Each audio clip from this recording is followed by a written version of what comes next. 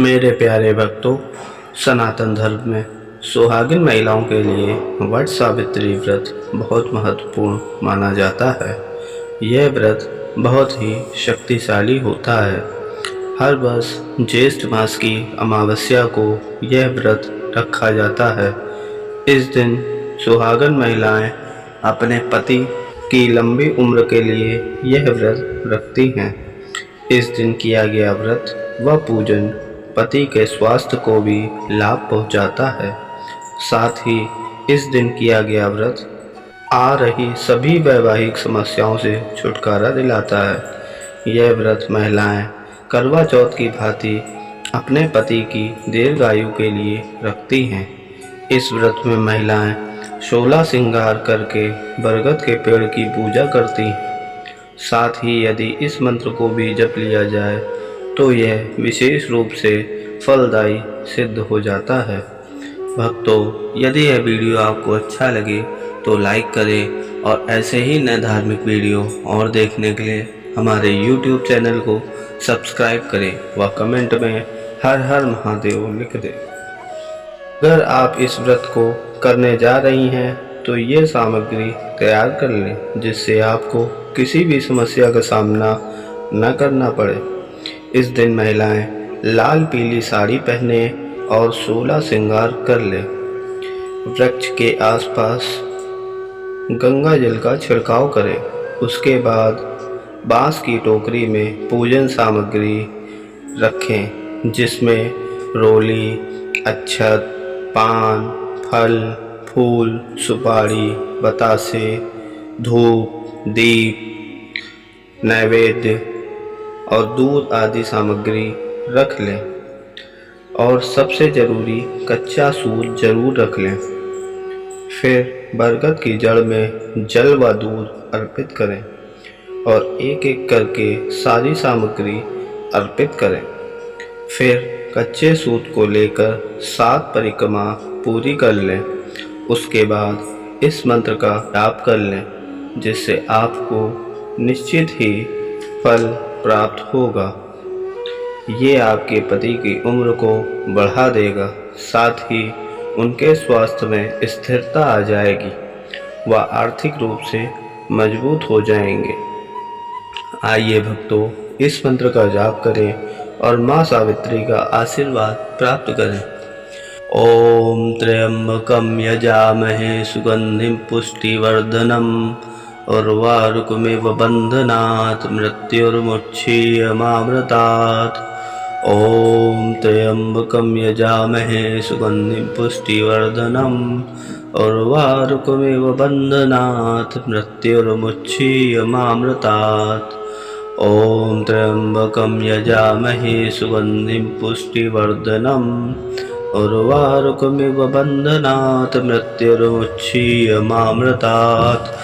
ओम त्र्यंबकं यजामहे सुगंधिं पुष्टिवर्धनम् उर्वारुकमिव बन्धनात् मृत्युर्मुक्षीयमामृतात्। ओम त्र्यंबकं यजामहे सुगंधिं पुष्टिवर्धनम् उर्वारुकमिव बन्धनात् मृत्युर्मुक्षीयमामृतात्। ओम त्र्यंबकं यजामहे सुगंधिं पुष्टिवर्धनम् उर्वारुकमिव बन्धनात् मृत्युर्मुक्षीयमामृतात्। ओम त्र्यंबकं यजामहे सुगंधिं पुष्टिवर्धनम् उर्वारुकमिव बन्धनात् मृत्युर्मुक्षीयमामृतात्। ओम त्र्यंबकं यजामहे सुगंधिं पुष्टिवर्धनम् उर्वारुकमिव बन्धनात् मृत्युर्मुक्षीयमामृतात्।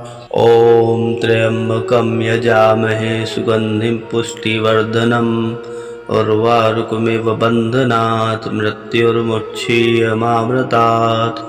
ओम त्र्यंबकं यजामहे सुगंधिं पुष्टिवर्धनम् उर्वारुकमिव बन्धनात् मृत्युर्मुक्षीयमामृतात्।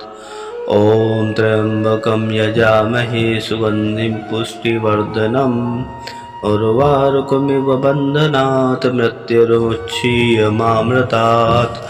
ओम त्र्यंबकं यजामहे सुगंधिं पुष्टिवर्धनम् उर्वारुकमिव बन्धनात् मृत्युर्मुच्छीयमामृतात्। ॐ त्र्यम्बकं यजामहे सुगन्धिं पुष्टिवर्धनम्। उर्वारुकमिव बन्धनात् मृत्युर्मुच्छीयमामृतात्। ॐ त्र्यम्बकं यजामहे सुगन्धिं पुष्टिवर्धनम्। उर्वारुकमिव बन्धनात् मृत्युर्मुच्छीयमामृतात्। ॐ त्र्यम्बकं यजामहे सुगन्धिं पुष्टिवर्धनम्। उर्वारुकमिव बन्धनात् मृत्युर्मुच्छीयमामृतात्। ॐ त्र्यम्बकं यजामहे सुगन्धिं पुष्टिवर्धनम्।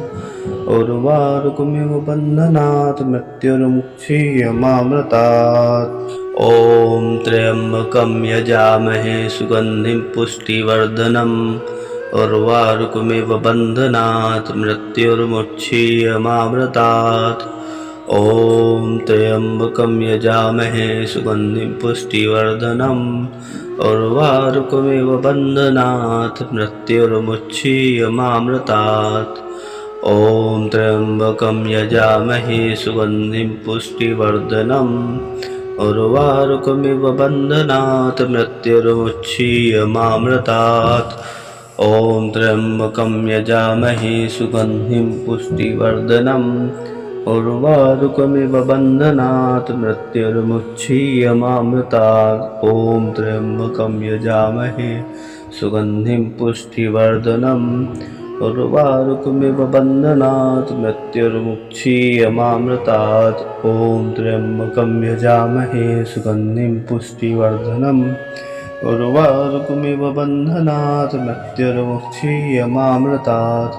ॐ त्र्यम्बकं यजामहे सुगन्धिं पुष्टिवर्धनम्। उर्वारुकमिव बन्धनात् मृत्युर्मुच्छीयमामृतात्। ॐ त्र्यम्बकं यजामहे सुगन्धिं पुष्टिवर्धनम्। उर्वारुकमिव बन्धनात् मृत्युर्मुच्छीयमामृतात्। ॐ त्र्यम्बकं यजामहे सुगन्धिं पुष्टिवर्धनम्। उर्वारुकमिव बन्धनात् मृत्युर्मुच्छीयमामृतात्। ॐ त्र्यम्बकं यजामहे सुगन्धिं पुष्टिवर्धनम्। उर्वारुकमिव बन्धनात् मृत्युर्मुच्छीयमामृतात्। ॐ त्र्यम्बकं यजामहे सुगन्धिं पुष्टिवर्धनम्। उर्वारुकमिव बन्धनात् मृत्युर्मुच्छीयमामृतात्। ॐ त्र्यम्बकं यजामहे सुगन्धिं पुष्टिवर्धनम्। उर्वारुकमिव बन्धनात् मृत्युर्मुच्छीयमामृतात्। ॐ त्र्यम्बकं यजामहे सुगन्धिं पुष्टिवर्धनम्। उर्वारुकमिव बन्धनात् मृत्युर्मुच्छीयमामृतात्। ॐ त्र्यम्बकं यजामहे सुगन्धिं पुष्टिवर्धनम्। उर्वारुकमिव बन्धनात् मृत्युर्मुच्छीयमामृतात्। ॐ त्र्यम्बकं यजामहे सुगन्धिं पुष्टिवर्धनम्। उर्वारुकमिव बन्धनात् मृत्युर्मुच्छीयमामृतात्। ॐ त्र्यम्बकं यजामहे सुगन्धिं पुष्टिवर्धनम्। उर्वारुकमिव बन्धनात् मृत्युर्मुच्छीयमामृतात्। ॐ त्र्यम्बकं यजामहे सुगन्धिं पुष्टिवर्धनम्। उर्वारुकमिव बन्धनात् मृत्युर्मुच्छीयमामृतात्। ॐ त्र्यम्बकं यजामहे सुगन्धिं पुष्टिवर्धनम्। उर्वारुकमिव बन्धनात् मृत्युर्मुच्छीयमामृतात्। ॐ त्र्यम्बकं यजामहे सुगन्धिं पुष्टिवर्धनम्। उर्वारुकमिव बन्धनात् मृत्युर्मुच्छीयमामृतात्। ॐ त्र्यम्बकं यजामहे सुगन्धिं पुष्टिवर्धनम्। उर्वारुकमिव बन्धनात् मृत्युर्मुच्छीयमामृतात्। ॐ त्र्यम्बकं यजामहे सुगन्धिं पुष्टिवर्धनम्। उर्वारुकमिव बन्धनात् मृत्युर्मुच्छीयमामृतात्। ॐ त्र्यम्बकं यजामहे सुगन्धिं पुष्टिवर्धनम्। उर्वारुकमिव बन्धनात् मृत्युर्मुच्छीयमामृतात्। ॐ त्र्यम्बकं यजामहे सुगन्धिं पुष्टिवर्धनम्।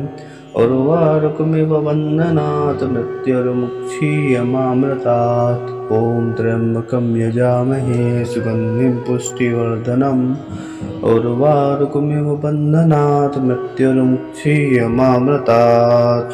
ॐ त्र्यम्बकं यजामहे सुगन्धिं पुष्टिवर्धनम् उर्वारुकमिव बन्धनात् मृत्युर्मुक्षीयमामृतात्।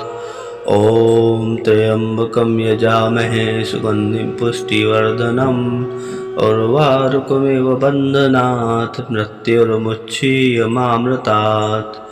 ॐ त्र्यम्बकं यजामहे सुगन्धिं पुष्टिवर्धनम् उर्वारुकमिव बन्धनात् मृत्युर्मुक्षीयमामृतात्।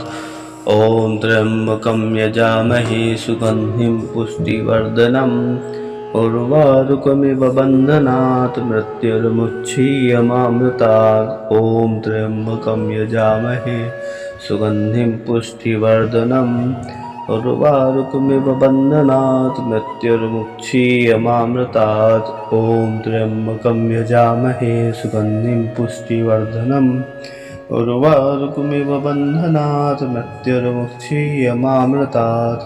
ॐ त्र्यम्बकं यजामहे सुगन्धिं पुष्टिवर्धनम् उर्वारुकमिव बन्धनात् मृत्युर्मुक्षीयमामृतात्। ॐ त्र्यम्बकं यजामहे सुगन्धिं पुष्टिवर्धनम् उर्वारुकमिव बन्धनात् मृत्युर्मुक्षीयमामृतात्। ॐ त्र्यम्बकं यजामहे सुगन्धिं पुष्टिवर्धनम् उर्वारुकमिव बन्धनात् मृत्युर्मुक्षीयमामृतात्। ॐ त्र्यम्बकं यजामहे सुगन्धिं पुष्टिवर्धनम् उर्वारुकमिव बन्धनात् मृत्युर्मुक्षीयमामृतात्। ॐ त्र्यम्बकं यजामहे सुगन्धिं पुष्टिवर्धनम् उर्वारुकमिव बन्धनात् मृत्युर्मुक्षीयमामृतात्।